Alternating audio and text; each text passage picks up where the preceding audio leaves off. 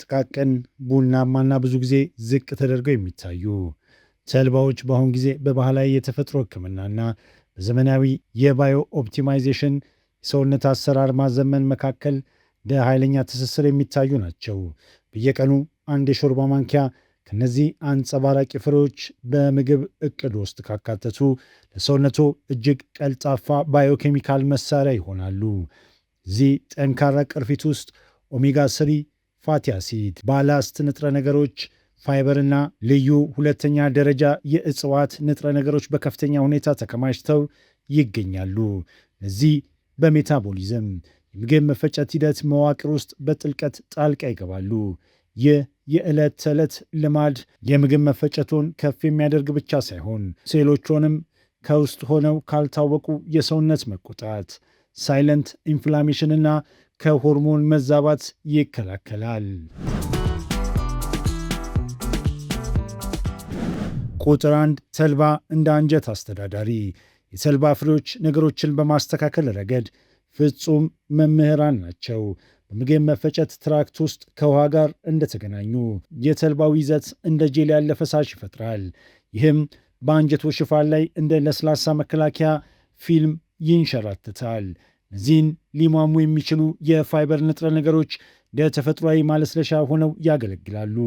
በተመሳሳይ ጊዜ የምግብ መፈጨት ትራክቶን መጠን በመጨመር የአንጀቶን የመጨማደድና የመፍታታት እንቅስቃሴ በከፍተኛ ሁኔታ ያነቃቁታል።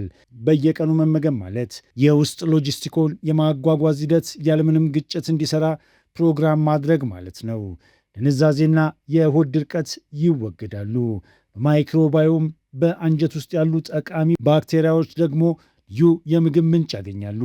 እዚህ ፋይበሮች ጠቃሚ የአንጀት ባክቴሪያዎችን የሚመግቡ እንደ ፕሪባዮቲክ ሆነው ያገለግላሉ።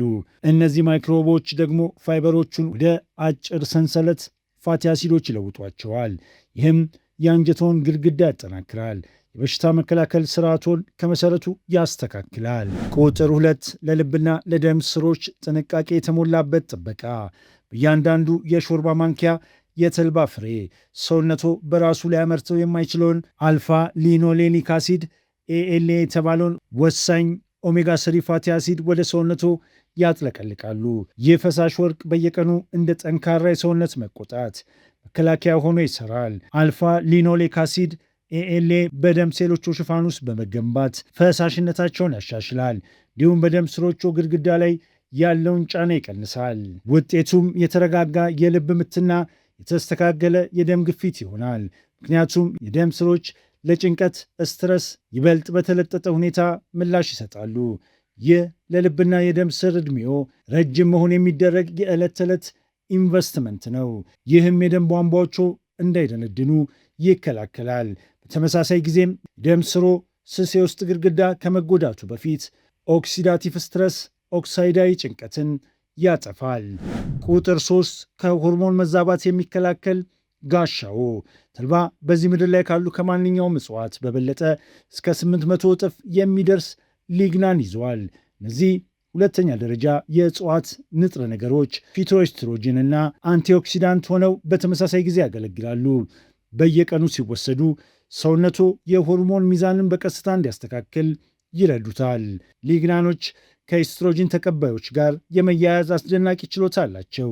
በዚህም እጥረትን ማሟላት ወይም ጎጂ የሆነን የሆርሞን መዛባት ማመጣጠን ይችላሉ። በሴል ባዮሎጂ ውስጥ ፍሪ ራዲካልስን የሚያድኑና የሴሎችን ደህንነት የሚጠብቁ ኃይለኛ ጠባቂዎች ተደርገው ይወሰዳሉ። በሰውነቶ ይህ ማለት ይበልጥ የተረጋጋ የሆርሞን አካባቢና ለሆርሞን ተጋላጭ በሆኑ ቲሾዎች ላይ ንቁ ጥበቃ ማለት ነው። ምክንያቱም እነዚህ ሞለኪሎች ለጥቃቅን የሰውነት ጠባቂዎች ሆነው ስለሚዘዋወሩ። ተልባ ለሴቶች ጤና ያለው ዘርፈ ብዙ ጥቅምን በተመለከተ ለሴት ልጅ የተልባ ልዩ የጤና ጥቅሞች በሚከተለው መልኩ በዝርዝር ማየት እንችላለን። አንደኛ፣ የወር አበባ ዑደትን ማስተካከልና የህመም ስሜትን መቀነስ።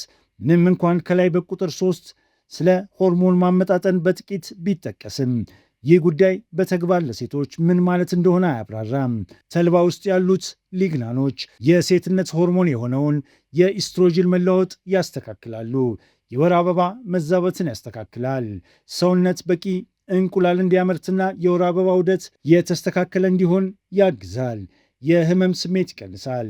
በውስጡ ያለው ኦሜጋ ስሪ ፋቲ አሲድ ማዕፀን በሚኮማተርበት ጊዜ የሚፈጠረውን ከፍተኛ የህመም ስሜትና ጡት መውረር ወይም መለጠጥ ስሜት በከፍተኛ ሁኔታ ይቀንሳል። ሁለተኛ፣ ከማረጥ ጋር ተያይዞ የሚመጡ ምልክቶችን ማስታገስ። በዕድሜ መግፋት ምክንያት ማረጥ ውስጥ ለሚገቡ ወይም ለደረሱ ሴቶች ተልባ እንደ ተፈጥሯዊ መድኃኒት ያገለግላል። የድንገተኛ ሙቀት ስሜትን ይቀንሳል። ጥናቶች እንደሚያሳዩት በየቀኑ የተልባ ፍሬ መመገብ ማረጥ ውስጥ ያሉ ሴቶች ላይ የሚታየውን ድንገተኛ የሰውነት ሙቀትና የሌሊት ላብ በግማሽ ያህል ይቀንሳል። ስሜት መለዋወጥን ማረጋጋት። ማረጥ አካባቢ የሚፈጠረውን የሆርሞን መውረድ ተከትሎ የሚመጣውን ድንገተኛ የጭንቀትና የንዴት ስሜት ያረጋጋል። ሶስተኛ፣ የፒሲኦኤስ ምልክቶችን መቆጣጠር። በአሁን ጊዜ ብዙ ሴቶችን የሚያጠቃው የእንቁላል ከረጢት እብጠት ወይም ፒሲኦኤስ በሰውነት ውስጥ የወንድ ሆርሞን በመጨመሩና በኢንሱሊን መቋቋም ምክንያት የሚመጣ ነው። ተልባ በደም ውስጥ ያለውን ትርፍ የወንድ ሆርሞን በማሰር ከሰውነት እንዲወገድ ያደርጋል። ይህ ደግሞ በፒሲኦኤስ ምክንያት የሚመጣን ያልተፈለገ የፊት ፀጉር ማውጣት፣ የፊት ብጉርና የክብደት መጨመርን ለመከላከል እጅግ በጣም ጠቃሚ ያደርገዋል። ከሆርሞን ጋር የተያያዙ የካንሰር አይነቶችን መከላከል፣ ለሆርሞን ተጋላጭ የሆኑ ቲሾዎችን ይጠብቃል። ከፍተኛ የሊግናን ይዘት ስላለው ተልባ በተለይ ከኤስትሮጅን ሆርሞን መብዛት ጋር ተያይዞ የሚመጣውን የጡት ካንሰርና የማህፀን ካንሰር የመያዝ ዕድልን በከፍተኛ ሁኔታ እንደሚቀንስ በሕክምና ሳይንስ ተረጋግጧል። በእርግዝናና ጡት በማጥባት ወቅት ያለው ጥቅም፣ እርግዝና ከመፈጠሩ በፊት የእንቁላል ጥራት በማሻሻል የመውለድ ብቃትን ይጨምራል። በእርግዝና ወቅት በውስጡ ያለው ፎሊክ አሲድ ለጽንሱ የአንጎልና የአከርካሪ አጥንት እድገት ወሳኝ ነው። ነገር ግን በእርግዝና ወቅት በከፍተኛ መጠን ከመውሰዱ በፊት ሐኪሞን ማማከር ይመረጣል። ጡት በማጥባት ወቅት የሆርሞን መጠንን በማስተካከል የጡት ወተት ምርትን ሊያግዝ ይችላል። አራተኛ፣ የደም ስኳር መረጋጋትና የረሃብ ማስታገሻ ዘዴ። ብዙ ጊዜ ችላ የሚባል የዕለት ተዕለት ጥቅም። ቀርፋፋው የምግብ መፈጨት ሂደት ደም ስኳር መጠን እንደ ሜካኒካዊ ፍሬ ሆኖ ያገለግላል። ከፍተኛ ጥራት ያላቸው ቅባቶችና ውስብስብ የፋይበር አይነቶች ጥምረት ከሌሎች ምግቦች የሚገኙ ካርቦሃይድሬቶች በጣም በዘገየ ሁኔታ ወደ ደም ዝውውር ውስጥ እንዲገቡ ያደርጋል። ይህ ደግሞ ለቀጣይ የስኳር ፍላጎት መነሳሳት የሚቀንሱትንና ስብ እንዲከማች የሚያደርጉትን አስፈሪ የኢንሱሊን መለዋወጦች ይከላከላል። ከተመገቡ በኋላ ሰውነቶ ኃይልን ልክ በዝግታ ከሚደክም ባትሪ እንደሚያገኝ ሁሉ ለረጅም ጊዜ የመጠገን ስሜትና የተረጋጋ ጉልበት እንዲኖሮት ያደርጋል። ይህ የእርስዎ ሜታቦሊዝም ለማረጋጋትና የስብ ማቃጠል ሂደቱን ቀጣይነት እንዲኖረው ለማድረግ የሚያስችል ለሜታቦሊዝም መለዋወጥ ቀላል ግን እጅግ ውጤታማ ዘዴ ነው።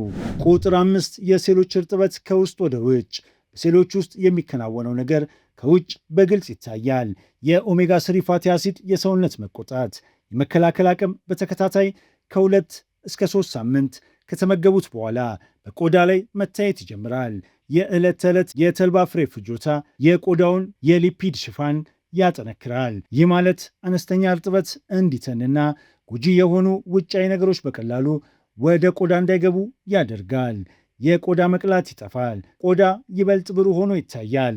እንዲሁም የፀጉር ስሮች አስፈላጊ በሆኑ ፋቲ አሲዶች በሚገባ ስለሚመገቡ ፀጉሩ እንኳን ጥንካሬና አንጸባራቂነት ያገኛል። ስለዚህ ቆዳው ላይ ብቻ ሳይሆን የሚንከባከቡት ከውስጥ ሆነው እንደገና እየገነቡት ነው።